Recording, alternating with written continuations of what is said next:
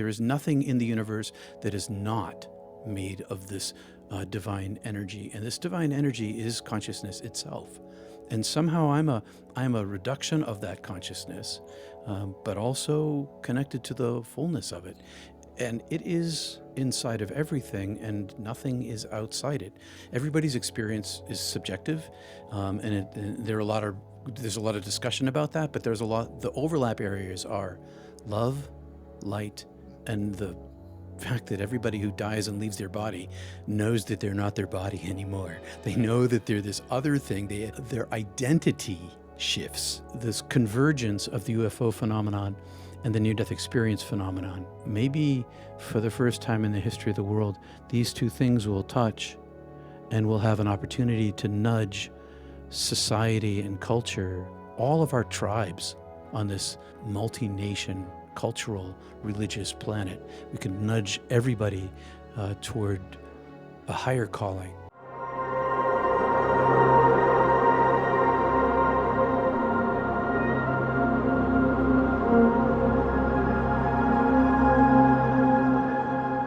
Hey guys, welcome to today's show. We have a very special guest. We have Peter Panagore. We're driving into the extraordinary experiences of Peter Panagore, a near-death experiencer whose encounter with death transformed his life. Peter's remarkable journey includes not only his profound near-death experiences, but also his encounters with unidentified flying objects. He is also the author of Heaven is Beautiful and 2 Minutes for God. Join us as we explore Peter's incredible story and the fascinating connections between near-death experiences and the UFO phenomenon. And I just want to begin by thanking you for joining us today. And also, you were one of the first near-death experiencers that got me into this, that started that buildup for me and into this research. And my name is Christian Ramirez. I'm an experiencer, near-death experience researcher. Hi, my name is John. You can find me on TikTok and YouTube under We Are One Consciousness that you see on the screen. And it's an honor to have Peter Panagore here with us today. It's just a real honor and a pleasure to have you here with us today, sir. And I'll go ahead and I'll pass it on to Grey Druid. Well, thank you so much, Peter, again for joining us. I'm an experiencer and also have experience with remote viewing and everything like that. Very excited about this, being able to talk about the phenomenon and how it interacts with belief, consciousness, and all forms of society. So, aloha, friends. Aloha, Peter. Thank you for joining us on this glorious Sunday. My name is George. I'm also an experiencer. It's nice to meet you all. Thanks for having me. Of course. Yeah, thank you. In my research into near-death experiences, I never thought it would take me to UFOs. I never thought there was any kind of correlation between the phenomenon and what happens after we die. And with this, there seems to be some kind of a shift happening on Earth where more and more people are sharing their near-death experiences, as well as more and more of the UFO phenomenon presence is making itself known. What do you think that is, that shift? What do you think, in your experience after your NDEs and what it's taught you, how that correlates with the UFO phenomenon? Well, the first time I encountered that it might correlate was from a man named Dr. Rudolf Schild from the Harvard Smithsonian Center for Astrophysics, who, having heard that I was a near-death experiencer through a mutual friend, and that I had also seen a UFO at that time, called me to Cambridge. And so I went down to Cambridge and I hung out with this guy in his kitchen for 5 hours and had this fascinating talk about physics and astrophysics and near-death experience and UFOs. And one of the things he told me in this conversation was that at Harvard Smithsonian Center, that the certain astrophysicists had done the math, and the math leads to a prime mover, but they refuse to name what because they don't know, because it's math. Mm. But the math is showing that there's some origin to that.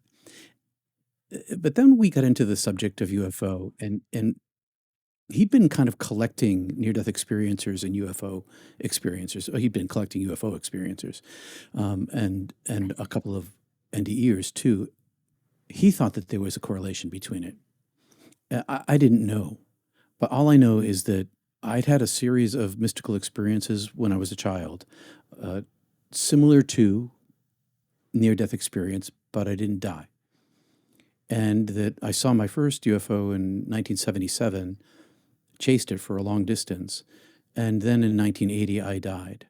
And when I looked back, I didn't understand all of my experiences when they happened to me. But when I looked back over my shoulder after my first NDE, I saw this pattern, and the UFO fit the pattern. Now, why did the UFO fit the pattern?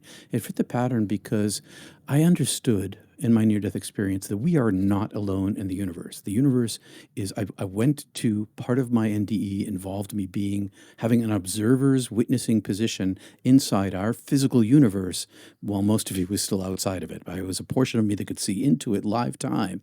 And what I could see, among other things, was that humanity is not the only species, that there was life throughout the entire universe, and it was powered by this divine light that had become matter, this energy that had become matter and spread through the whole universe. There was life all over the place. And so when I looked back at the UFO experience, which I shared with 4 other guys, it kind of fit the pattern. Nowadays, medical technology in the 1960s started bringing people back through cardiac improvements in cardiac care. Now, by 10 to 20 million in the United States today have died and come back. And I can't speak for everybody, but I can speak for myself as an NDEer, that when I came back, there was a level of energy that returned with me from heaven. It wasn't the fullness of this. And when I say heaven, okay, you don't have to think of little angels with wings and clouds. I'm talking about a place of non-being where there was a paradoxical darkness and light that was also living, that I was an energy form that had no molecules and a whole lot of more other stuff.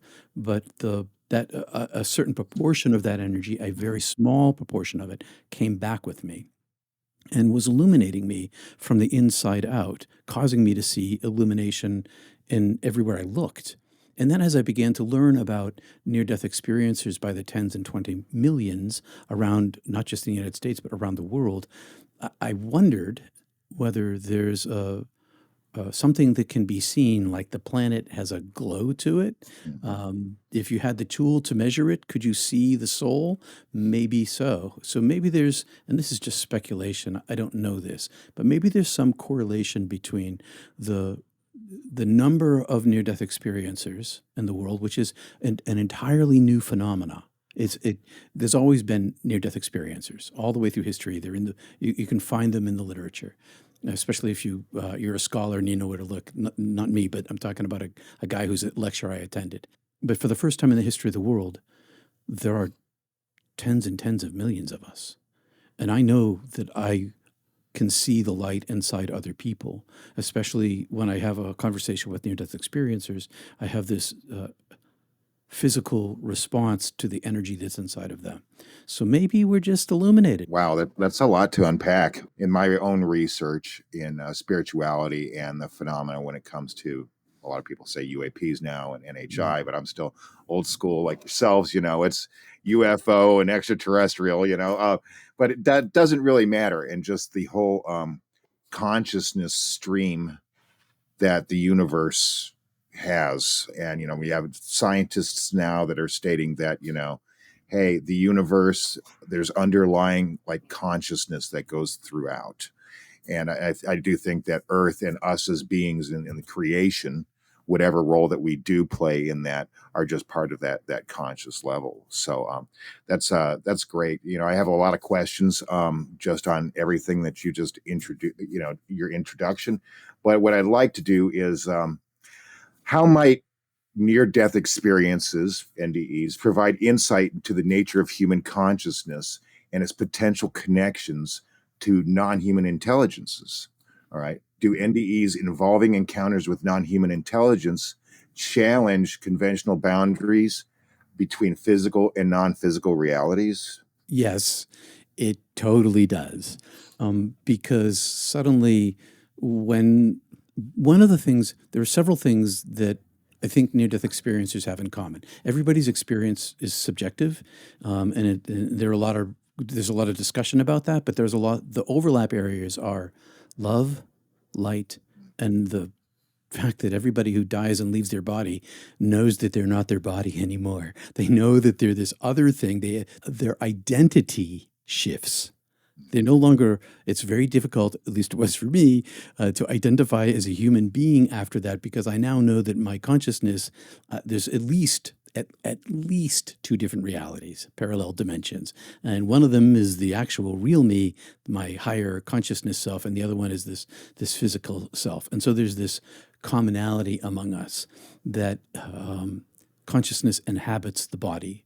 The brain doesn't produce the consciousness, it interacts with it, but the consciousness inhabits the body. One of the things I saw about the universe when I was dead is that out of this, what I call the greater darkness, this infinite nature that was beyond comprehension, out of that, the light everybody talks about was pouring, and that light wove itself into the structure of the whole universe. Everything, there is nothing in the universe that is not made of this divine energy, and this divine energy is consciousness itself. And somehow I'm a reduction of that consciousness, but also connected to the fullness of it. And it is inside of everything, and nothing is outside it.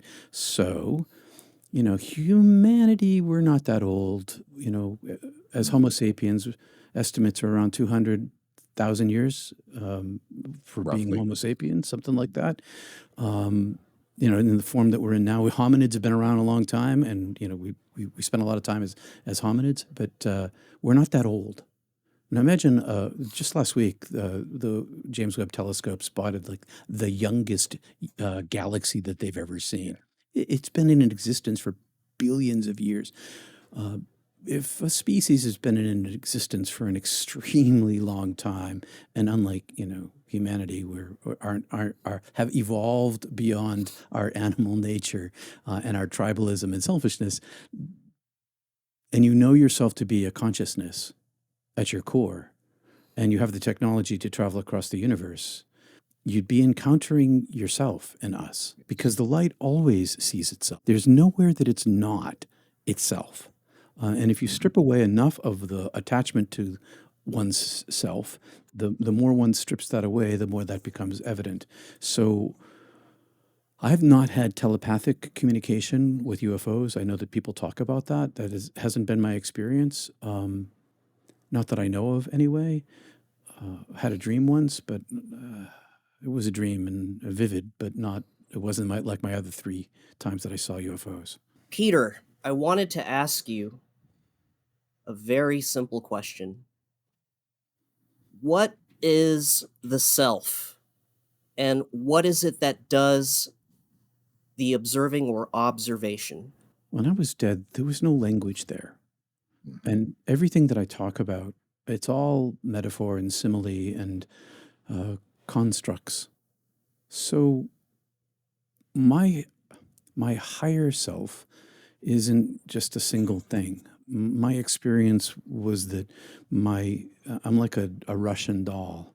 And way at the very center of the stack of the Russian dolls is my most original self, which is more like a singular photon and a field of photons superpositioned with the light itself. So I am one of many photons, bazillions of photons, but all superpositioned as one thing. And I'm also a reduction of that field, so that I am somehow, although I'm superpositioned with it, I'm outside of the light in this darkness. And that's like the very nub of myself. But then there's these other layers, this soul self that was incarnating into all these other lives, all these human and animal lives of other kinds over a very long period of time, many lives, and that this oversoul, the truer self of all of the lives that I had lived. And as I'm alive now, I've got this consciousness that is above me, that is me. So I didn't fully come back here and inhabit my body. So my integration as an experiencer wasn't like most people going this way. My integration, I had to come like down this way. And so I had to figure out a way to live in the world.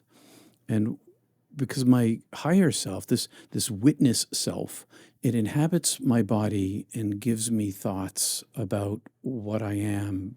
But as I quiet my mind, more readily access this part of me that doesn't have a brain, and that is, I experience it as energy. I experience it as feeling in my body. I experience it as feeling out into the world like I have tentacles. And so it's like this coming down into me and radiating out from me. And it's not so much that my consciousness inhabits my body, which is also true. It feels more now like my body's inside of my consciousness. And so my consciousness isn't just above me, it enwraps me, this physical form. This soul self is, well, everlasting. I experienced and saw myself being called into being out of nothing continually. So in the now, always in the now, being called into being, but also eons old, emanating out of the darkness, the greater darkness itself. So my identity that I've been striving as a human being to reunite with is my higher self, my highest self. So I'm not from here anymore. From the day that I came back, I knew that I inhabit this body, that I'm not from this world, that I'm living in this world like a renter in a building in this body, and that one day I get to go home again. And as I practice my non-attachment meditations, which includes thought cessation, I can see from this side who I am on that side, and from that side who I am on this side. And this energy that I experience while I'm here is the closest to my true self that I have encountered yet. I don't know if that's helpful or not. Do you find yourself with these? I can sense the deep feelings that you have about this, and that you know this to be true. Okay, and do you feel like your higher self, your eternalness, wants to reunite with a creator, like not specifically by name per like set religious dogma, but like the creator itself, the universe, like going back to it, and all this is part of a journey? Because I've read these in other documented cases of NDEs, and then there's some spirituality movements that talk about returning to the creator, to the source of energy. And this is just a journey in order to learn for the universe experiencing itself, but also for the reunification of that journey. And it's not really so much about the destination; it's about the journey to how to get there. Do you find yourself thinking any way along those lines ever since your experiences have initially happened up to this point? Yeah, from the day I came back, from the morning I got off the ice climb, I have lived that. I've lived this as this sense of exile and isolation and lonesomeness and desire for the one thing that calls my name all the time. All I want is that. The depth of my experience, which I didn't cause, it just happened to me. The depth of this experience was such that I experienced union union with the light, and it left me with this singular desire in my life, one love in my life. I have a wife, I have kids and grandkids. I love all of them, but I have a single love in my life that supersedes everything, and it's this one desire for reunion with Creator. That's the MO of my life. It's the reason I have done everything in my life. That's the reason I left. I changed my career. The reason why I did the studies that I did. It's the reason that I practice the inner work that I do and the studies that I do, because all I want is that. What you said, that's it. My human experience is not the end of my spiritual growth back to the oneness. We're talking about infinity. How do you reach into infinity? The journey itself, as you said, is the process of these like layers being peeled off of even my soul, of my higher self, peeling back and peeling back and peeling back as I traverse whatever path lies before me, like a magnet. Like the light is like this super powerful magnet, like a magnetar. It's like it's just so strong a magnet, and it just pulls me toward it. And the pull toward it, that's all I want. I want that. And it's almost indescribable. Like human language just has a hard time describing these feelings of having this connectedness with the consciousness of the universe and realizing that we are just a small part of a larger scale, but yet the macro and the micro cosms. And it's just beautiful. And what you've said there resounds deep within myself and my own experiences. And so I want to thank you very much for that. Thank you so much. Do you think that they have the same sense? There's higher dimensional entities or beings that are having, whatever they're doing. Do you think that they have the same goals in mind? Or do you think it's strictly just about biological, they're getting genetics from us or different things? Because that tends to be a topic that in the UFO community and community in general, where there's just like this separation between spirituality and I guess a greater understanding of dimensional reality. We use religion to try to convey aspects of it.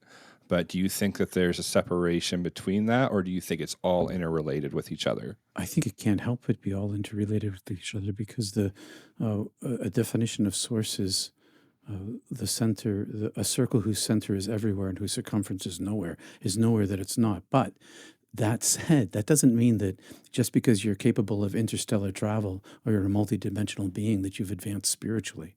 Just because you have a gold light inside your heart doesn't mean that you're not a murderer. The energy itself it makes everything exist, but it doesn't make everything good. And so because there's so many galaxies and so many planets just in this level of the universe, not to mention all the other universes and all the other dimensions just here. Why wouldn't there be some species that develop physics that allow them to travel, through wormholes or whatever, however they do it, that haven't really evolved much spiritually? Who am I to say that no, it can't be this and it must be that? I don't know. What I do know is that it's so much more vast than anything we've ever conceived of. And so sometimes you meet somebody and this person is super benevolent and they give you food and they give you shelter and they care for you. And, and the next day you meet somebody who's just trying to, rip you off and steal your money from your bank account. They're both human beings. They both have spirituality. They're both made of matter. They're both DNA. And so maybe there are DNA harvesters and maybe there are, good guys. It's like the Klingons and the Federation. It's a very big place. There's a lot of species, and that's a pretty decent model to think about. I think because there are super advanced multidimensional beings, Q being one of them, and I've encountered dark entities that are multidimensional that are. Well, what I like to avoid and never encounter again. Thank you very much. I think it's much bigger than we think it is. Much, much, much bigger. And I try not to speculate about what I don't know. I read a lot. I'm a big reader. I read a lot of nonfiction. I read a lot of science. I read a lot of anthropology and lots of stuff and a lot of fiction. And what I know from my reading is I definitely don't know everything. I think that there's more that I don't know than I do know. And that means that I can't really talk about my spiritual life from an outside perspective. I have a degree in theology, and I studied mysticism, and I use those languages about the ineffable metaphors and myths and symbols in order to construct ideas that convey my experience to myself, so I can talk about it. But I don't speculate about what I don't know. So when I was dead, for instance, I didn't meet anybody else. I didn't get met by my great aunt or something like that. A lot of people do, and I can talk about their that other people do that. I can talk knowledgeably about that. But if it's outside of my personal experience, I don't speculate much about it because of my ignorance. And I have a question, sort of like a statement, and you can jump in anywhere to say your thoughts on that. So something that I've noticed in my research into hypnotherapy, NDEs, UFOlogy, is that some abductees have mentioned the same sort of aspect of timelessness, or that the beings conveyed this understanding that everything is happening all at once, that time is an illusion. And with that, this is leaning more towards the positive beings, if you will. If there, I believe there are positive beings out there that are trying to convey this information. And it's like they're saying, we have this understanding already about what happens after bodily death, that death, it doesn't actually happen in a sense. It's an illusion that you go on living, we're eternal. And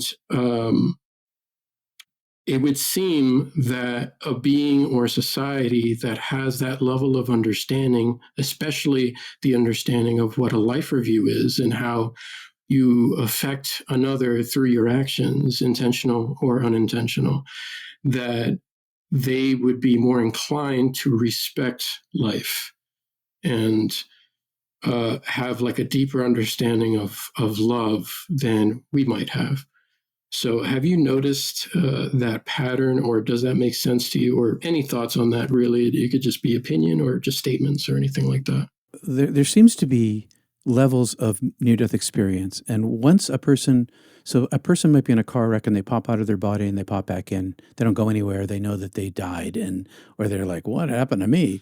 I could see them putting the paddles on me, kind of thing. But then there are the people who actually enter into the light. And those of us who the light has entered into and been inside of come back with an understanding of the temporality of the time-space continuum, everything in it. Nothing here lasts forever. Maybe the universe does, but I don't think so, because it wasn't infinite. It was made from where I saw it. It might be very, very, very, very big, but it's not the infinite greater darkness itself. So those of us who've been over and had that direct experience of the light love, because it's /light/love, one thing, not separate. We come back with compassion. Now, that doesn't mean that we don't come back to our mental illnesses. So if you have this experience of union and you come back to a body that's bipolar, it's not necessarily going to fix your bipolarism, but it's going to give you this new perspective. And so you come back to the body that you have and the DNA and the life experience, and you live inside this thing, but with an entirely new perspective. And the perspective includes love. And it's not, people say, I want to love myself. Well, I've never been very good at loving Peter. Peter's got flaws and made mistakes, and it's temporal. And the love that I think that's being aimed toward, love thy neighbor as thyself, is to love your higher self. And in loving your higher self, you naturally love your neighbor. And as a result of loving the source and the prime source, the beloved, you just naturally love people. But that doesn't mean that if, say, for instance, someone was trying to kill one of my children, that I wouldn't respond with violence to protect the one I love, which means that I'm loving the one that I love, but not so much to the person who's causing the harm. And so it's shades of gray here. No matter what we do, it's shades of gray. But overall, there's this compassion, kindness, caring that just seems to be part of the package when we come back. And it has to do with community. It has to, but not just community like an intentional community of like a religion is an intentional community. It has to do with community of like everybody's your neighbor. There's nobody who's not. And when I see a person, I see color, I see black, I see Asian, I see African, I see European. I see these things, not just in terms of the color of their skin, or the language and the accent and the eyes. And I see these things. They're not invisible to me. And the differences in culture, but there's this light inside them. There is this light that is visible to me, to many of my near-death experience peers, maybe all of them. I haven't talked to all of them about it. But there's the visibility of the light that's in the very core of the being, even supersedes if they're your enemy. It doesn't mean that you're not going to defend yourself against them. It means that you won't hate them for being who they are. But you still can protect yourself.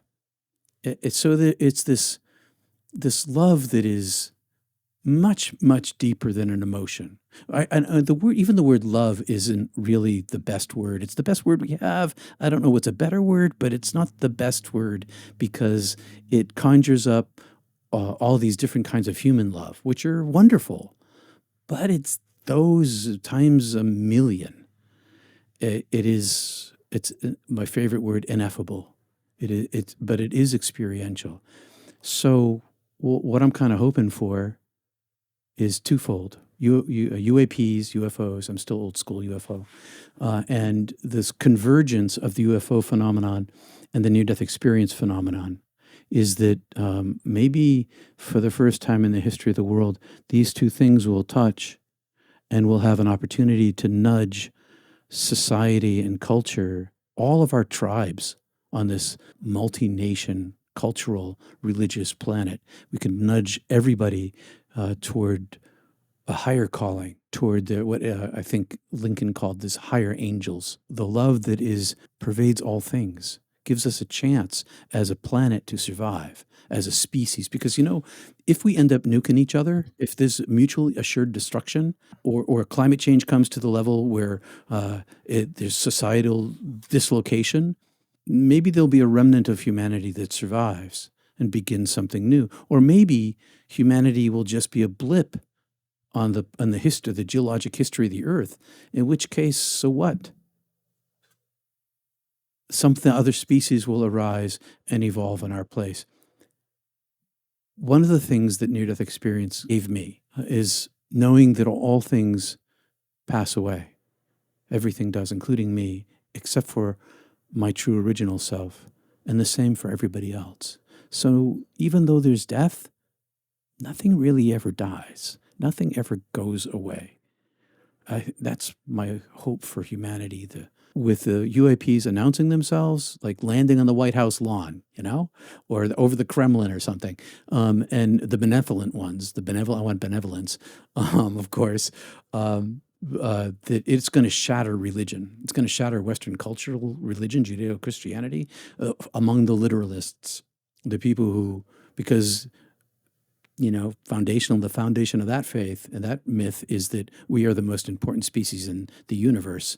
The sun revolves around us, and we're going to find out that that's not true, which will also give us an opportunity to construct a new mythology.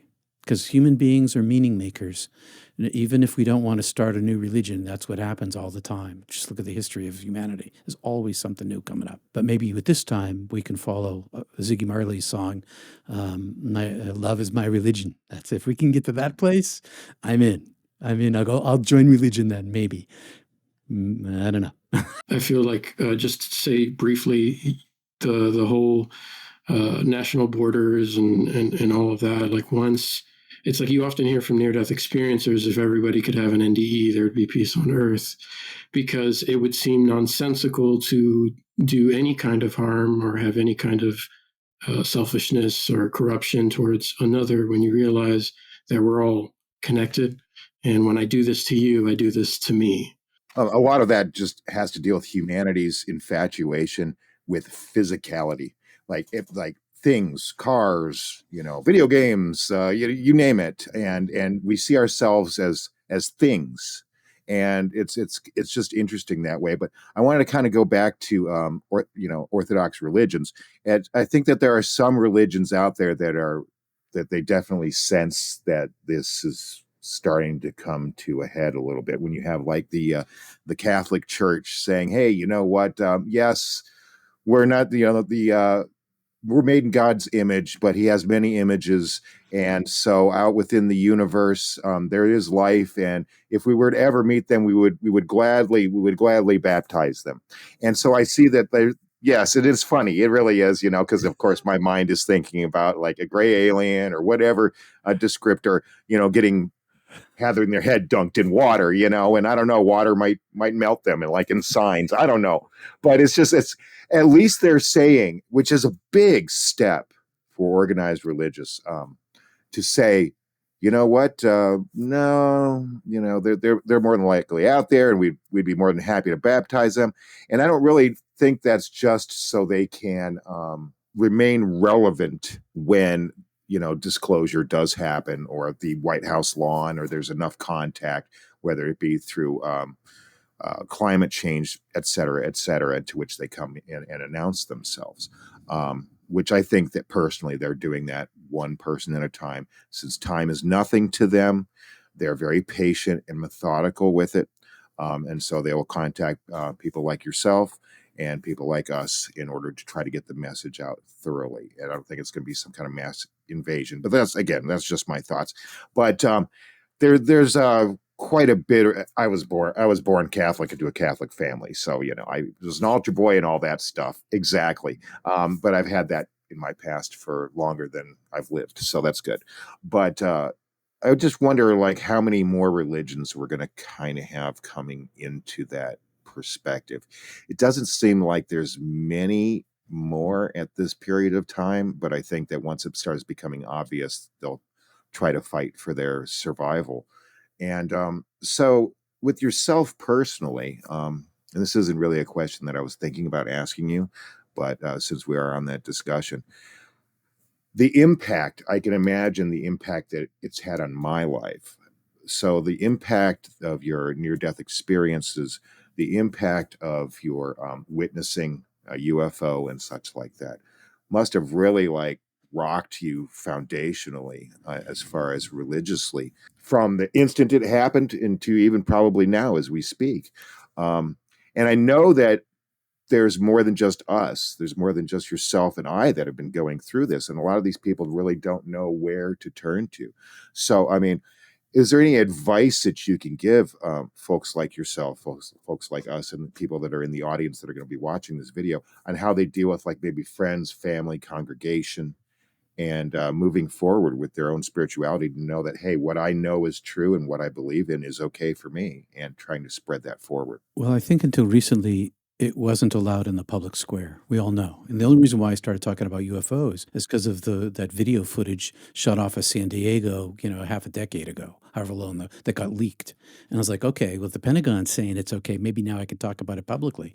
But for the most of my life, I kept all of this a secret. I kept my near-death experience a secret from everybody, except for my wife and a couple of friends, all for 20 years, because I needed to earn a living. I didn't want to be, tinfoil hat guy, because then I would lose all my effectiveness. How could I be a communicator if I didn't have any credibility? So I spent much of my life building social credibility so that I could spend some of my social capital, and I would lose some friends, which I did, but I'd be able to encourage the public square conversation because of my credibility. I can't prove the UFO experience. I can't prove my NDEs. I can't prove anything except for the way I've lived my life. And everybody who knows me knows I'm some kind of eccentric, and that the choices that I've made in my life, especially when I was a congregational United Church of Christ minister for 18 years, the choices that I made during that period of my life, which involved potential for danger in my life, working with either dangerous people or working with people who were in danger, were things that none of my other clergy peers were doing, because you can't kill me. You can take my life, but you can't kill me. You might be able to hurt me, but I'm not from here. I don't work for these guys. I never worked for the church. I'm not sure whether speaking about it is always wise. If people don't have ears to hear, then why tell them? You'll close the door. So when I began to talk about this, I began to talk about it very cautiously. Well, that's only partly true. I finally came out in a very public way before I started really talking about it cautiously. I came out in a very public way to my church because there was this big embezzlement that had lasted for decades, a long, terrible story, but at the end of which I felt safe enough to tell them why I was able to put up with all of their baloney that they were giving to me, and as they tried to destroy my career and my credibility and my everything about me. So I came out of the closet, but thereafter, that was in my community where I live. Right. I live in a rural place, and pretty much everybody knows everybody else here. There's maybe 3,000 people in an area the size of Manhattan. Maybe it's a little more than that now. Maybe it's like 7,000.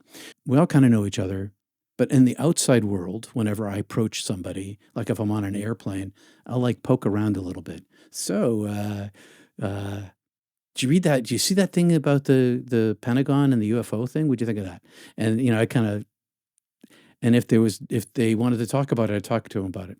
If I'd say, so we would be talking about spirituality. I'd kind of lean the conversation towards spirituality. And if they're like I met this guy the other day. He's a scientist. He's a really nice guy. He's super smart. But as soon as I mentioned spirituality, he literally did this. And I took that as a symbol as he didn't want to talk about it. So I'm like, hey, I'm not a religious person. That's the first thing I said. And then I dropped the subject. So I'm very cautious about to whom I speak about it because I don't want to close a door. I'd rather because love dominates, I'd rather have the relationship than have a closed door in my face and bruising my nose. I caution those who've had experiences to tread slowly with the people that you love if you want to maintain the relationships if they're not receptive. On the other hand, the very reason that I'm sitting here in front of you and I came out with that book and I've been doing all these interviews is because I'm trying to push it into the public square. I've been pushing NDEs to come out of the closet. There are hundreds of interviews with hundreds or maybe thousands of near-death experiencers now. It's in magazines, newspapers are mentioning it. It's on Netflix. The stories are on Netflix. It's all over the place. The more it's in the public square, the more it's normalized, and it's people there's truck drivers and teachers and scientists and astrophysicists. This is like anybody. Madonna last week, right? She comes out of the closet at some concert somewhere. The more people talk about it, the more they see the diversity of the people who are having these experiences of all different races, of all different religions, and all different countries, the easier it will be for all the rest of the people who've had mystical experiences of any other kind to talk about it in the public square and not lose your credibility because it becomes normalized in conversation.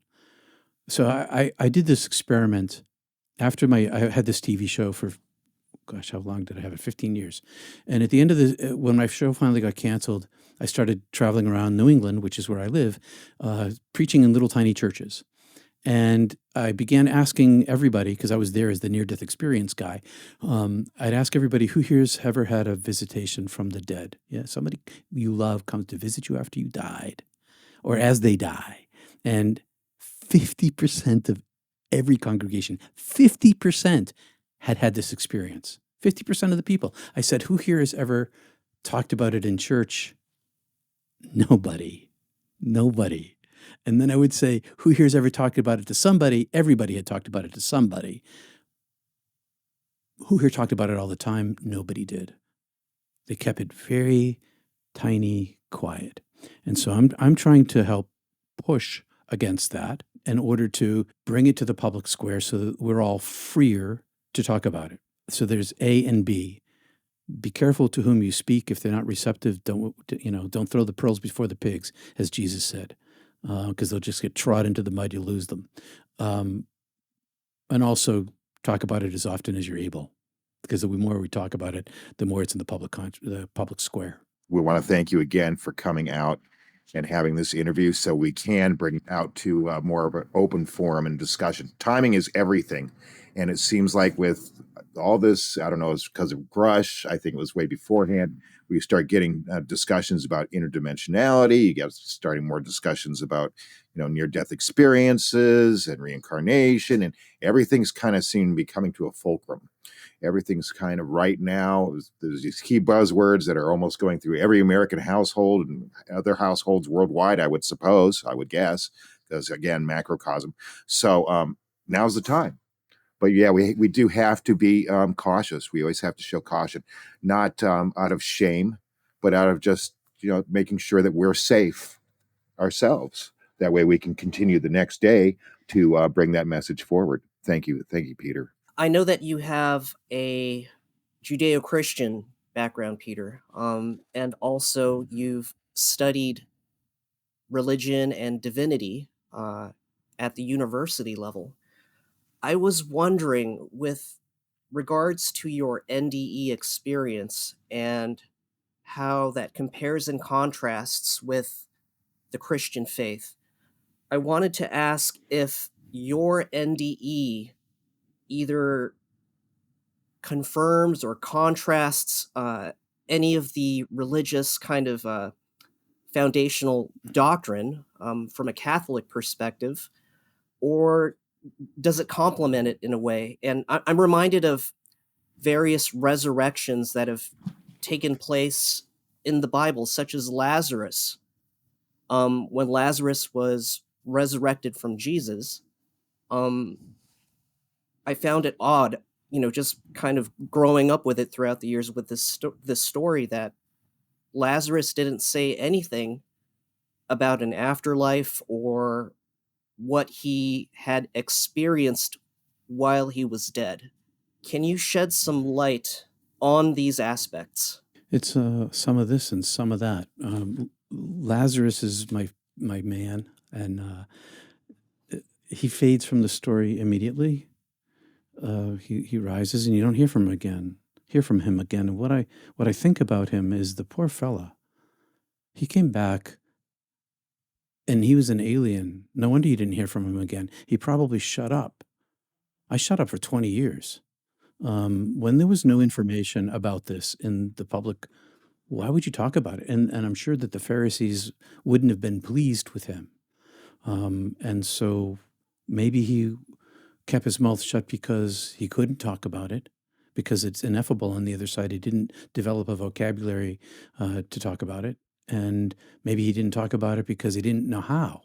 Or maybe he didn't talk about it because he was so transformed by this, so changed by this, so disrupted by this, so shattered by this, that he wasn't capable anymore. So the Bible is religion. The Bible isn't a science book, and it's not a history book. It's a book, although it has history in it. It's always history written by the victor. So that excludes, the story of the walls of Jericho, where they march around for 7 days and they blow the trumpet and the walls fall down. And that's where the story usually ends in popular culture and church. But really what happens next is they go in, they kill every single person and animal and child in the entire place. That's what the next paragraph. And so that kind of violence is very human. It's very human. There's a lot of humanness in the Bible. But there's also light in the Bible.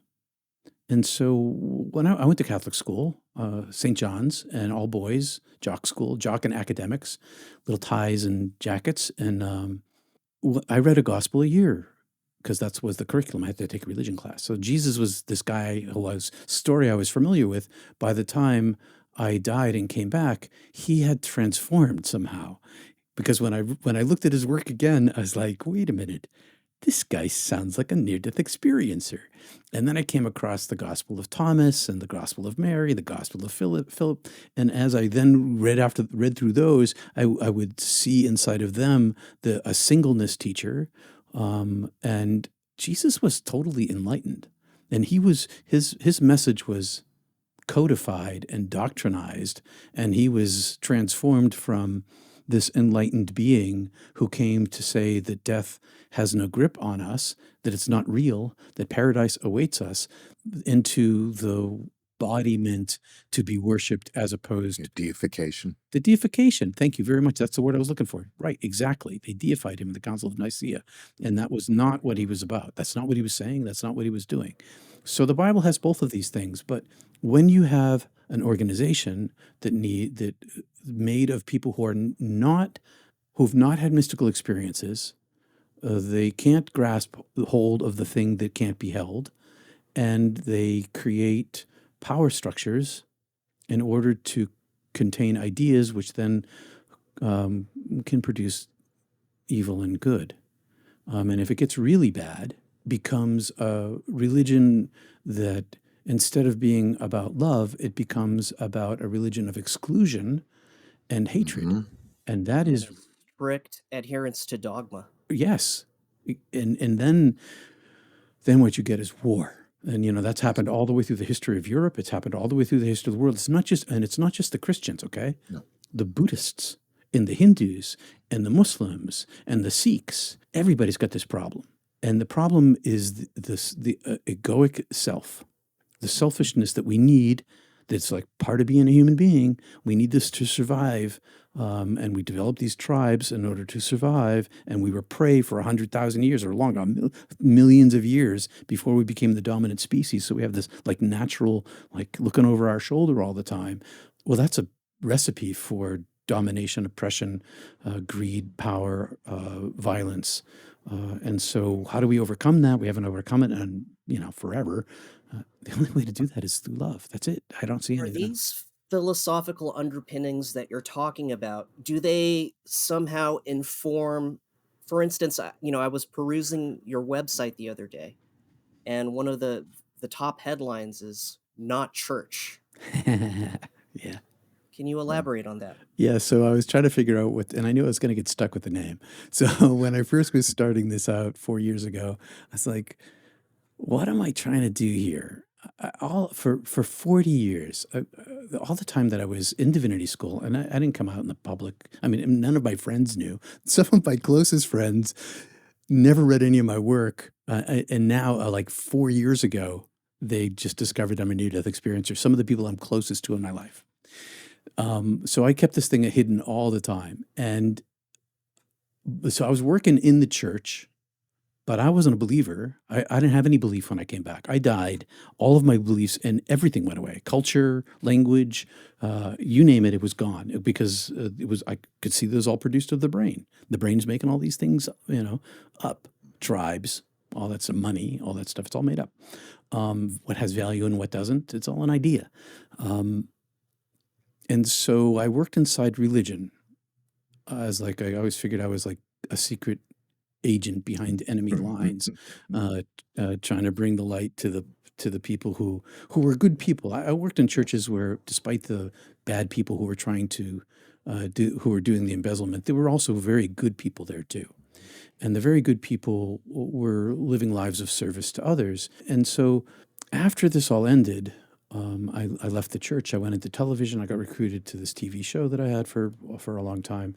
And when that was all over, I was still trying to break out of Christianity. Because before I went to divinity school, I was deeply exploring the Upanishads and the Vedas and the Yoga Sutras and Paramahansa Yogananda. I had a long list of Eastern texts that I was reading in translation. And I had to give all of that stuff up when I was in the church because I didn't want to get outed.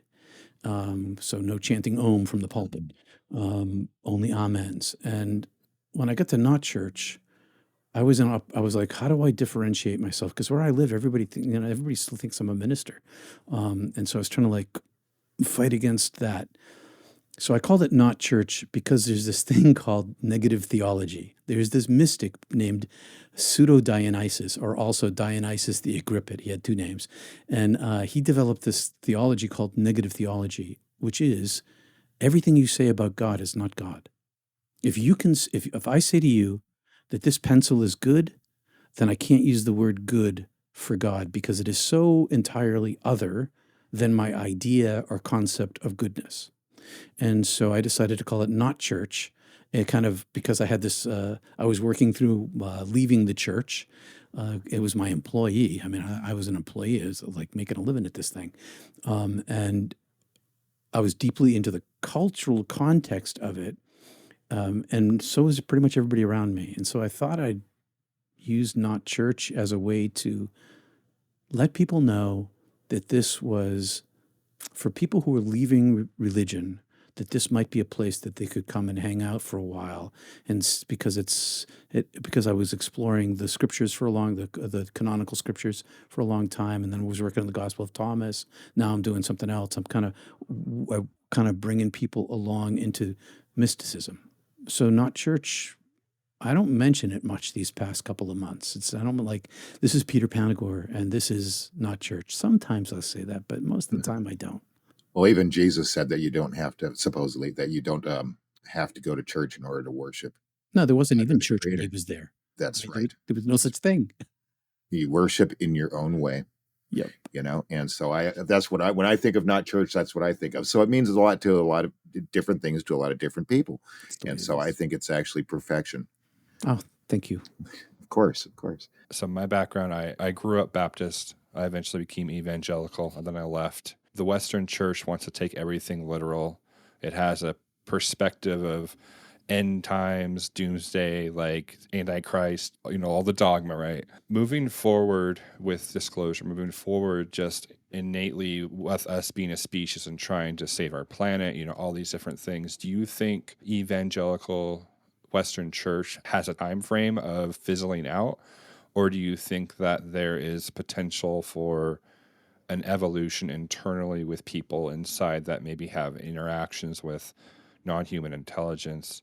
They have a near-death experience where they're able to shape that dogma internally. Either the religion's going to break, or do you think it's going to evolve? And do you think there's a chance for it to evolve with how very brittle the boundaries are compared to Catholic Church that maybe are a lot more accepting of the idea of other worlds and other things, that it's not all just demons in Antichrist ideology? Vatican has had a Department of Astronomy for a very long time, and physics. I mean, you look at the Jesuits. There are Jesuits whose whole, they're astrophysicists, Jesuit astrophysicists.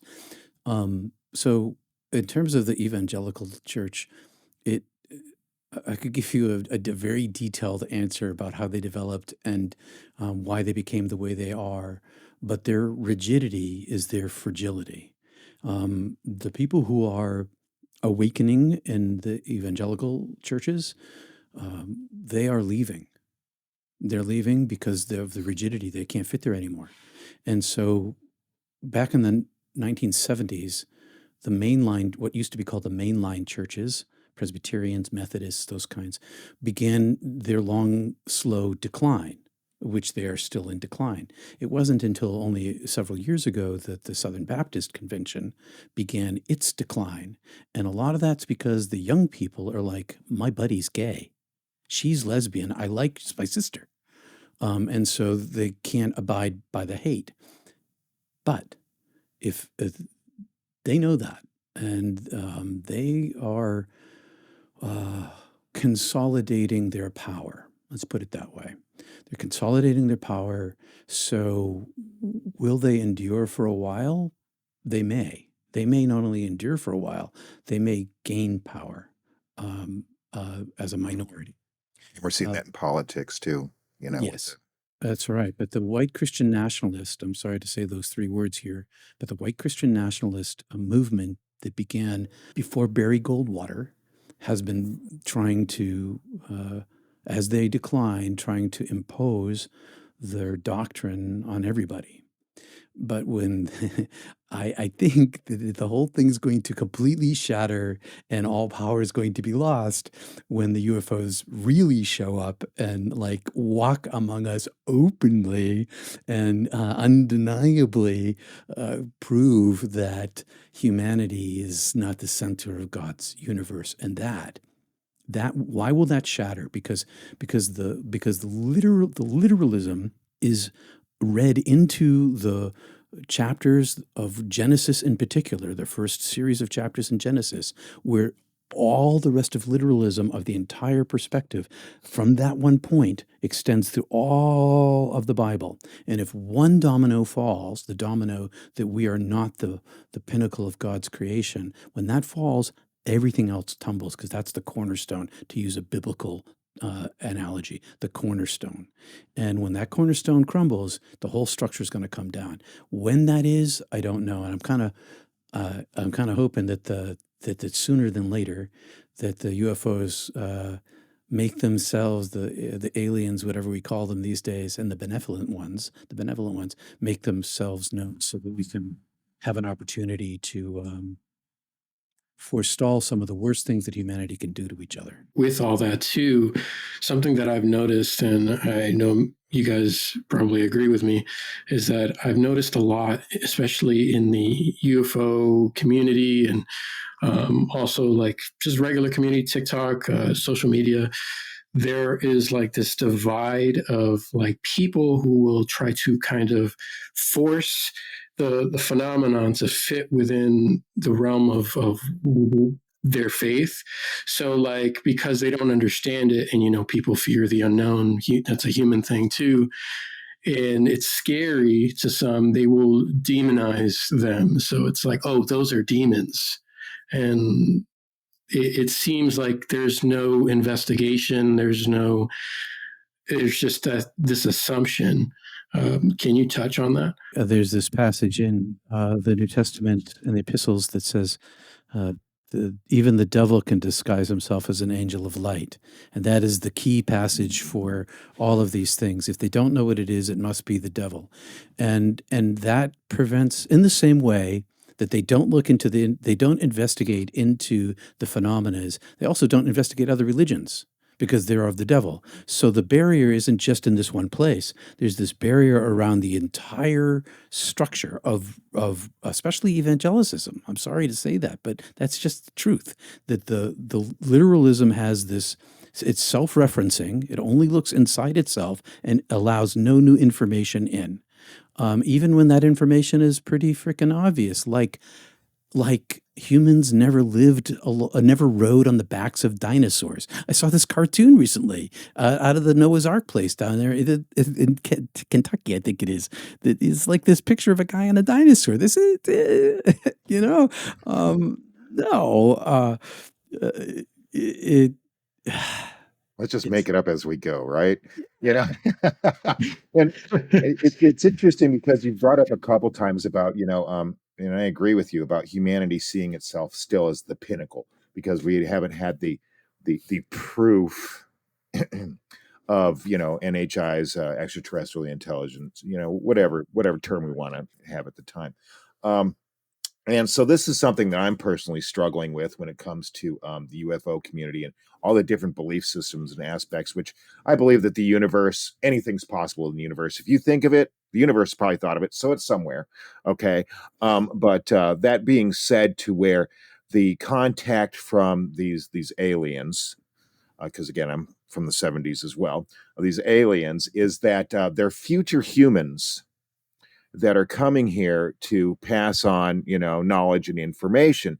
And while that might, again, it's the universe, anything's possible, I see it as some kind of coping mechanism that's still through like religion and like personal like environment that makes these people think or believe that there's still no other life in the universe except for humans, and we're just getting visited by people from the future, and putting humankind still on that pedestal, right next to God, right?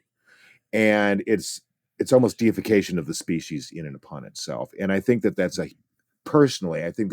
big mistake. Anthropocentric. It's like our ego is projected itself out to our global societal level, where we are still we're so important that we are the only planet that's ever undergone this consciousness.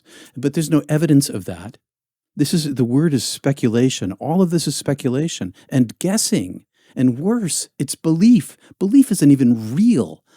I don't believe in the existence of the pencil. I'm holding it in my hand. I don't try to convince anybody that I died. I don't care if you believe me or you don't, because it doesn't matter to me. This idea that how do they know that that we're the only planet? And some people say, oh, this is the worst planet to be in the universe. How do you know that?